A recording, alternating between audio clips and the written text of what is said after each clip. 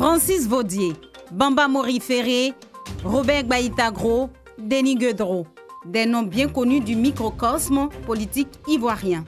Ces politiques qui font partie des figures de proue de l'opposition ivoirienne ont animé la scène politique dans les années 90, période qui marque la naissance du multipartisme et moment historique pour ces acteurs dont les souvenirs restent vivaces. Nous n'adhérions pas aux idées du PDCI, à la politique du PDCI d'une manière générale, tant au plan interne qu'au plan international, en particulier les rapports entre la Côte d'Ivoire et l'État colonisateur, l'ancien État colonisateur. Donc il fallait faire en sorte que l'indépendance de la Côte d'Ivoire soit une réalité. Nous avons créé un rapport de force qui a fait reculer le président Houphouët-Boigny et qui a compris qu'il fallait lâcher du lest. Ça veut dire que les progrès qu'on obtient dans la démocratie, ce n'est jamais un cadeau du pouvoir en place. Et à l'époque, c'était une opposition vivante parce que le président Houphouët nous rencontrait régulièrement. Donc, vous savez que quand on dit le président rencontre les partis, bon, ça met du baume au cœur. Tu sais à peu près que ton parti n'est pas créé pour rien. Cette ouverture de la Côte d'Ivoire multipartisme, il y a eu deux facteurs. Le facteur interne, c'est nos revendications. Facteur externe, le président François Mitterrand avait exigé que la France accordera de l'aide publique au développement aux pays qui ont fait l'ouverture au multipartisme. Pour bon nombre de ses opposants, l'engagement politique commence alors qu'ils sont bien jeunes.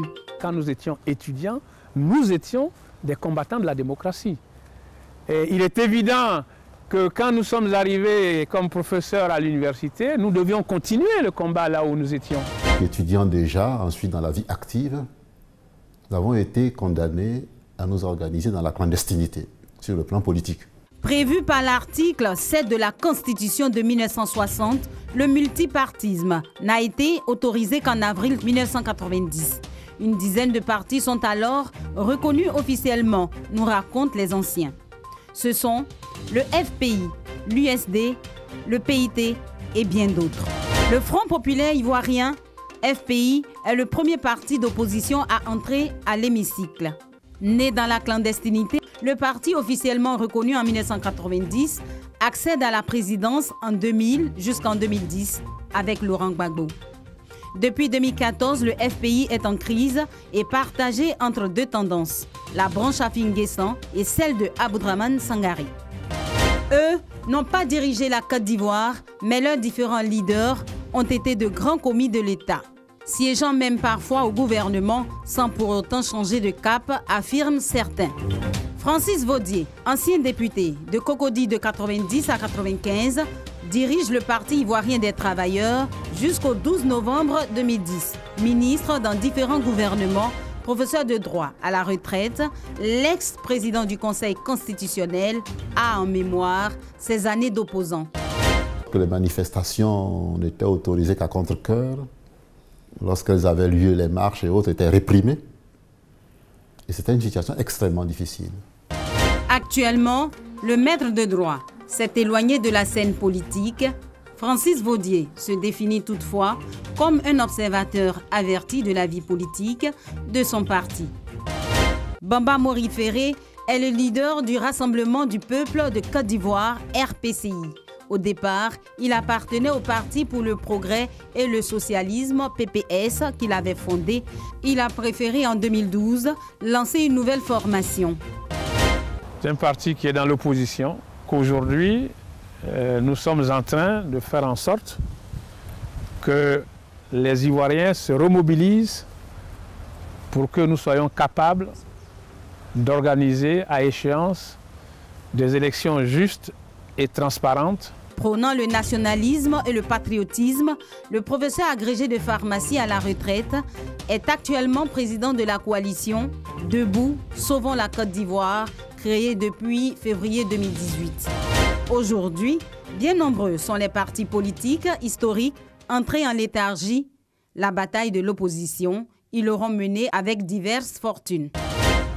Robert Gbaïta-Gros, président du Parti républicain de Côte d'Ivoire, PRCI, après avoir échoué à plusieurs élections législatives et municipales, ce septuagénaire ne se décourage pas pour autant.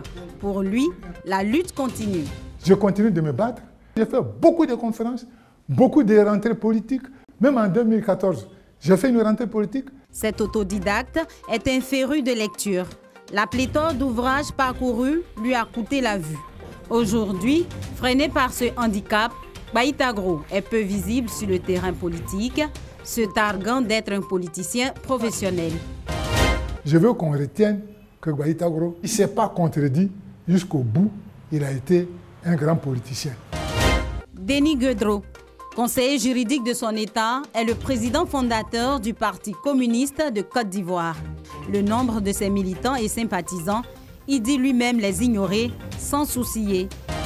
Guedro Denis, le président fondateur du Parti communiste de Côte d'Ivoire, loin des querelles politiques, est de façon générale présent aux cérémonies solennelles, signe de son engagement pour la lutte pacifique du pouvoir. Un parti politique, quand il est idéologiquement et politiquement armé, mais il est toujours puissant et fort. 2018-2020 verront la participation des formations politiques de ses compagnons de lutte de 1990 aux différentes élections, concrétisant ainsi leur retour au devant de la scène politique.